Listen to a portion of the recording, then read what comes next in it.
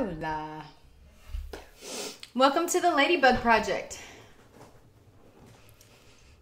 My name is Kara C. Adams. Kara C. Adams. Alyssa Vine Hodge. We're both authors, and we started the Ladybug Project to help raise awareness for child molestation. So today's topic, we are talking about pathways to healing. So Alyssa actually came up with it today, and it's very exciting. I just need to check one thing. Destiny, can you hear us? Oh. Here. Let me share it with you. We're just making sure we have our volume. Last week we filmed for, 15 minutes? And it didn't catch any word we said, and we had to do it all over again, which was completely exhausting. Because when you talk about deep issues like this, it can be a little draining on the emotions. So, yeah. So we're just going to double check and make sure everything is good. And I will create... Let me send that to her. Alyssa, can you start us off today?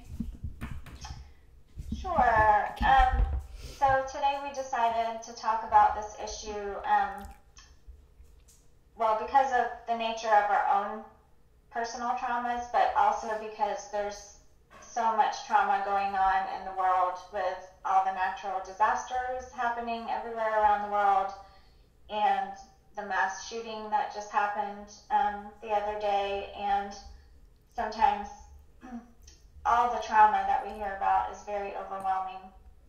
So Kara and I are going to share a little bit about just our own path that we've been on to find healing and ways that we cope and handle the day-to-day situations of life. So, Kara? All right. Oh, it keeps doing the wrong thing. Sorry. We have, my phone went out on me the other day, and people have been trying to call me, and you know how technology is. It's kind of like life. You never know what's going to happen. It goes in and out, just like the traumas that we've experienced. I did a Facebook Live video the other day, or yesterday, and today. I do a couple of them, but I was just sharing about how trauma can affect us in so many different ways. For me personally, I went through my own experience with child molestation and actually experienced more traumas in my life, some being going through divorce, losing my father when he was only 62 years old, and he was my best friend. And then not being with my children as much after the divorce. So all these traumas are something that impacted my life. And I was telling Alyssa earlier, sometimes we need to actually face the pain. We need to actually allow ourselves to go to that place of suffering, even though it can be really scary. But we need to allow ourselves to go there so that we can come to a place where, like, okay, you cry through it, you suffer through it, you feel it intensely. And then you actually go, okay, now that I've experienced that, where do I go from here? And so I went through a lot of counselors. I was talking to Alyssa about this earlier. I actually put myself in counseling when I was about 20 years old. And people were like, what are you doing? I was like, I don't know. I just feel like I really need to talk to somebody. I didn't know who to talk to. And so I started putting myself in counseling sessions. And I've been through about a good handful of counselors. I went to about 10 different counselors before I really found 2 out of 10 of them that I really clicked with. And that actually, I felt they understood what was going on. And it's not what I wanted to hear that I was looking for. It was the fact that I needed someone I felt comfortable enough with, that understood me. And then when they told me things, I actually was shocked and I didn't want to hear those things, but it was good for me to hear those things. Because the ones before, some of them, they just told you whatever, or they just feel like they're doing whatever their job is. I don't know, but it was something about the two that I really reminisced with, that really launched me to a deeper level of who I am as a person and my purpose. And that's why I chose counseling. I feel like I could actually get to a place of healing and like being able to talk about it. Now, there are different ways that I've addressed the pain besides counselors. I write a lot, hence, the author's here.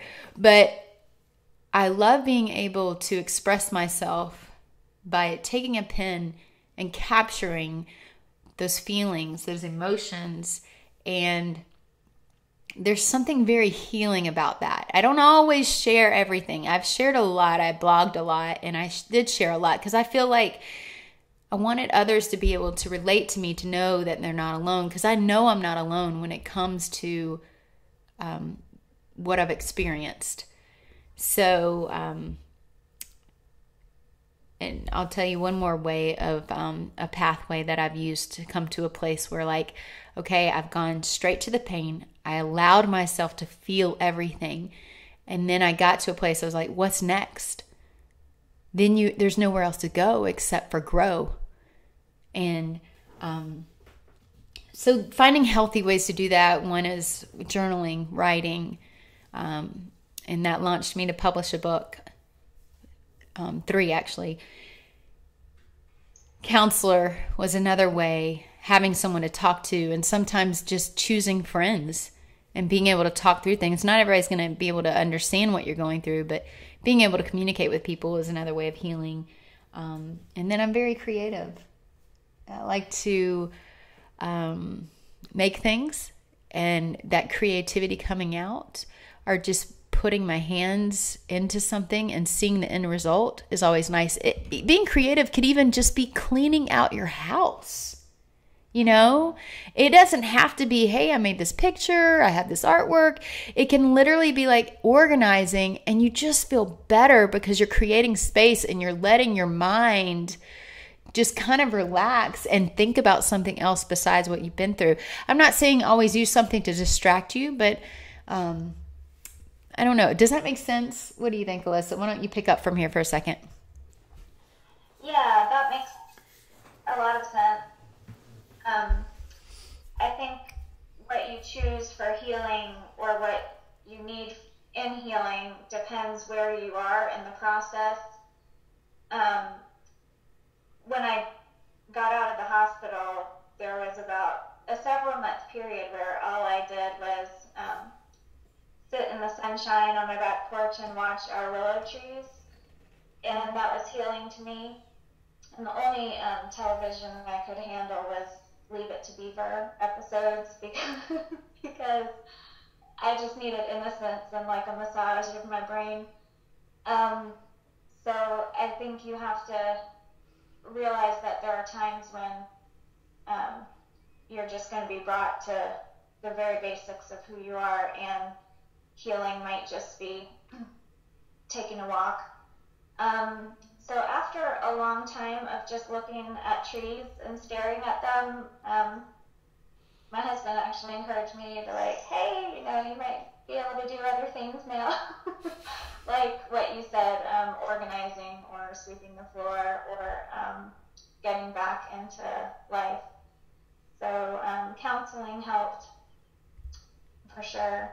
And I also had a friend tell me, or ask me, Alyssa, what kind of things comfort you? And that really helped me assess what I need in my own life on a daily basis. And I wrote back to her and I said, well, eating bagels and drinking coffee in the morning. And I just named some very simple things that bring me joy and comfort. And so I kind of made a routine of establishing calming and comforting rituals in my day or in my life that help me feel whole. So. Yeah. That's awesome. Yeah. Also, animal therapy. Yeah. Animal therapy, yes. Is a good one, and yoga has helped me a lot. It's amazing. And we wanted to discuss about how there's healthy ways, pathways to healing. And the things that we are mentioning are healthy ways. I mean, there's also unhealthy ways. Like some people, we tend to be creatures of habit. We tend to do what we go back to bad habits sometimes, like for instance, one of my kids, I'm not going to say who, they will not brush their teeth in the mornings or they forget at night. And I'm like, that's just creating an unhealthy habit, not taking care of your teeth. And that can lead to disease in your mouth. It's a place that gathers bacteria and all kinds of fun stuff. And brushing your teeth is just a daily routine to help keep you healthy. And so finding something that's daily going to help you mentally prepare, mentally be stable when you're going through a trauma. Perhaps, my heart goes out right now for many people that the whole Las Vegas thing, I didn't want to talk too much about it, but the intensity and everything going on in our world, people not understanding why things are happening. And a lot of times,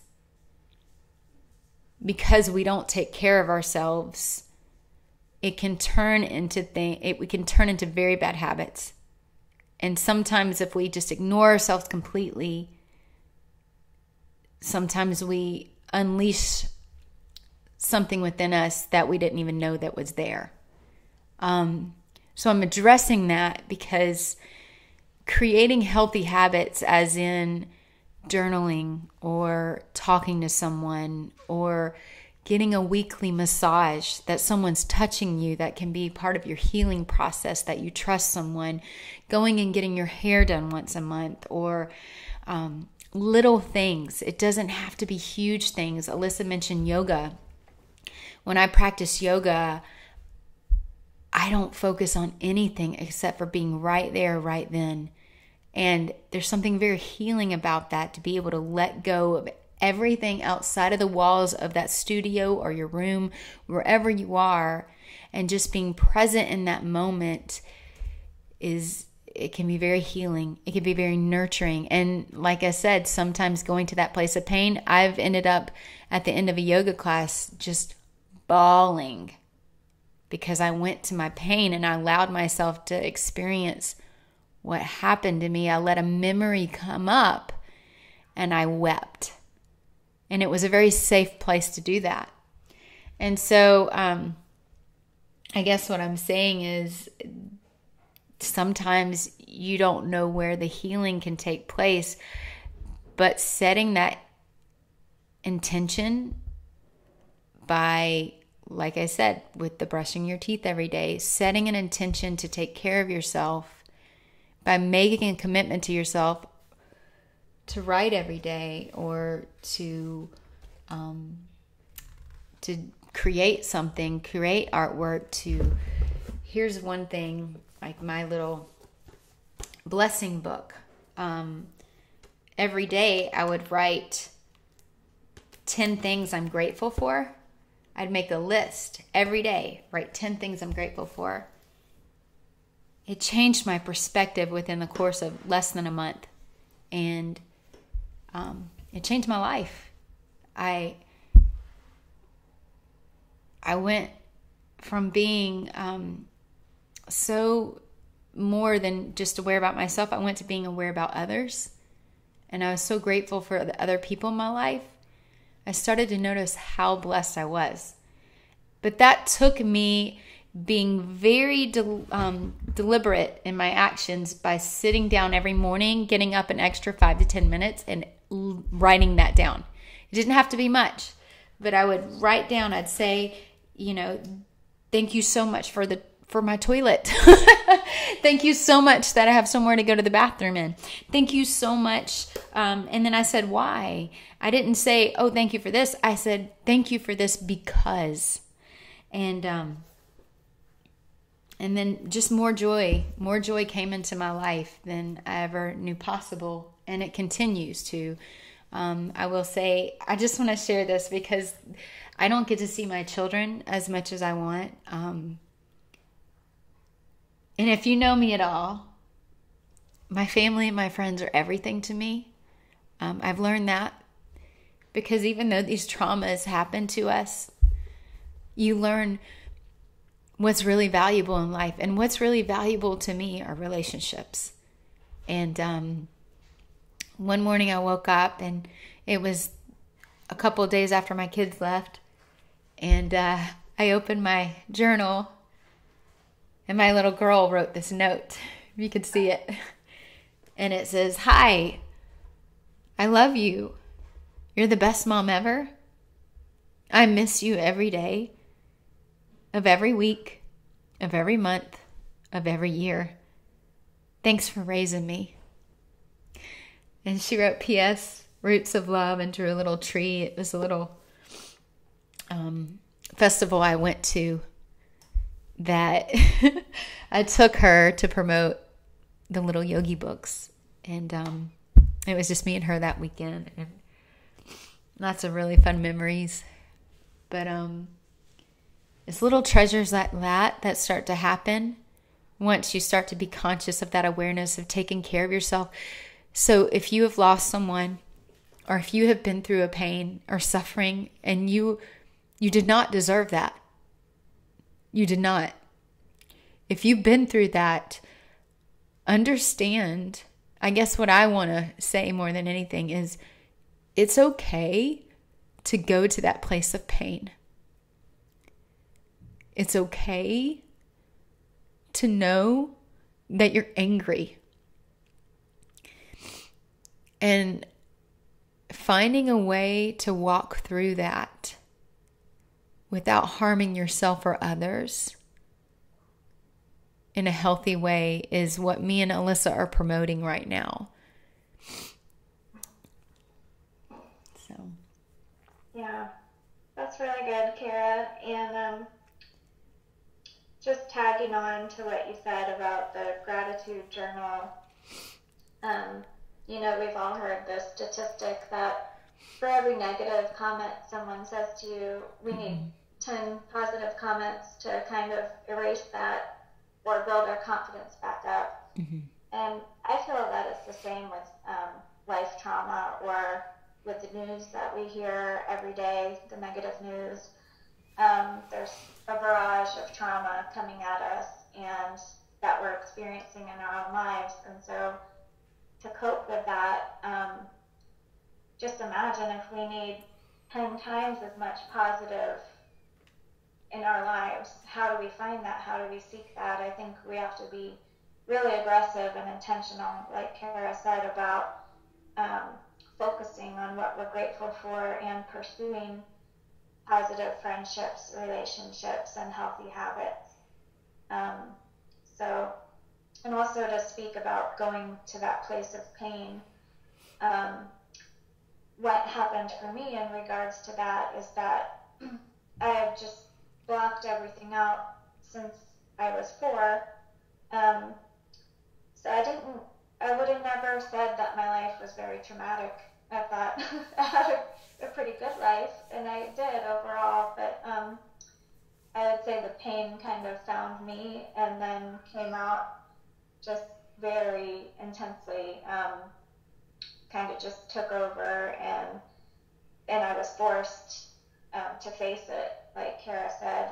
So sometimes you can ignore it for as long as you choose to, and sometimes you let it come out in little bits so that you can face it, and then sometimes you're just forced to face it. But either way, that's definitely an important part of the process, is really looking at what happened and acknowledging it, and then you get to make the choice how to move forward.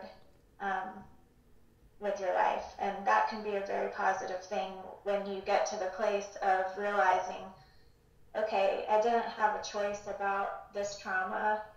It happened against my will, and it was terrible. But how much choice do I still have in my life? And when I got to that place of realizing I can still choose to be happy, I can still choose to do X, Y, and Z. There's so many choices that I still have the power to make. That opened up a lot of joy for me as well, and healing. Oh, that's awesome. So I love that. And there's no time frame for healing. Mm-hmm. There's no time frame. It's when I lost my father to a glioblastoma brain tumor in 2009. I was grieving so much. I even had somebody not even 3 months into it. Someone said, "You're still crying about that?" And at first, yeah, I was. And they said, you need to stop. And if anyone ever says that to you, no matter how long ago the trauma was, do not take it personally. That is not their decision for you of how to heal and how long it will take you to heal. Because it took me longer than a year to walk through that pain. And I just wanted you guys, I want everyone to know that everyone heals at different times. Just the same thing when you cut your leg. We don't know what's going on. Everybody's body, we anatomically usually have the same parts and everything, but versus the male versus female. But sometimes there are things going on underneath the surface of us. Viruses and different things we don't know about until a cut occurs. And it's going to take some of us longer to heal than others. And so I want people to know that you have the freedom to understand it's okay to take your time. And it's okay. It's okay. And sometimes we just need to know it's okay. It's not going to happen overnight. It's not going to be a FedEx shipment. We're not going to feel great the next day. But yes, it's great when you can laugh every now and then to help cope through it a little bit better. I know me and Alyssa, when we start talking, we tend to giggle a lot because we'll just start making fun of each other or something else we're seeing. And it's just and it really is therapeutic, even laughter, just helping you heal. So, and I will say one more thing, and I think we got to head on out. But,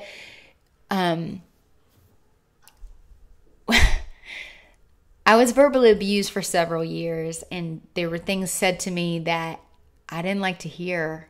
And honestly, I will be so honest and raw right now. It has taken me about 6 to 7 years before I finally had the confidence of the kid that I had the confidence at when I was graduating high school. And and so I was about 18 and 19, and I would travel and do missions work, and I was pretty confident.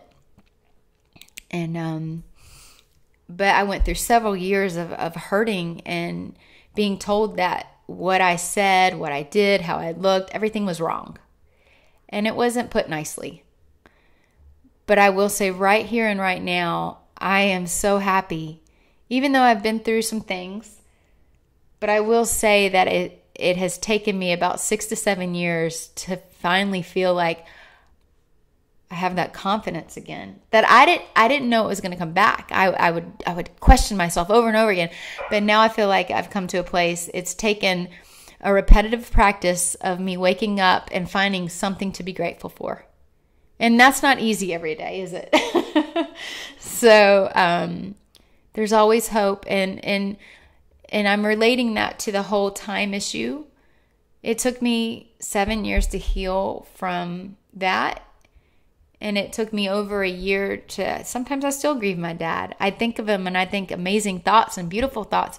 But sometimes when I think of my dad, I still cry because I miss him. I miss being able to pick up the phone and call my favorite person in the world that I had the easiest relationship with because I just felt so comfortable with them.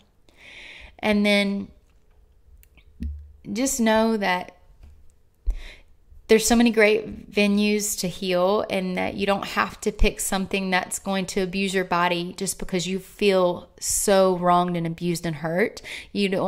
Numbing that pain only makes the process longer and more harmful. So choosing not to use drugs, choosing not to drink it away, choosing not to, go off and have sex and abusing your body like that, making bad choices because you don't feel worthy. Mm-hmm.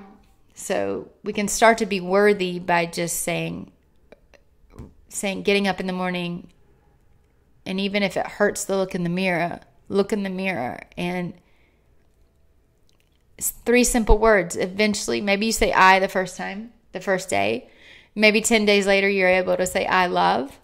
Maybe a month or 2 later, you're able to say I love you as you look in the mirror. It could be something so small like that. Such a huge difference in your life to get to a point where you love yourself enough that you can make the healthy choices to heal. Mm-hmm. So, we went long today. We did, and I hope it helps somebody. I know.